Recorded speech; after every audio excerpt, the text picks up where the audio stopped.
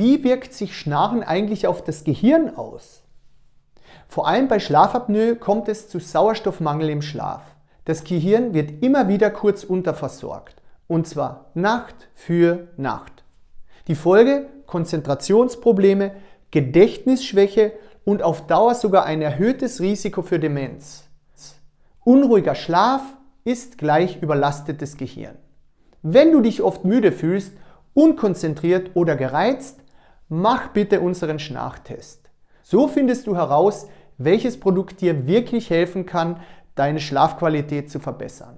Somnishop, und das Schnarchen endet heute.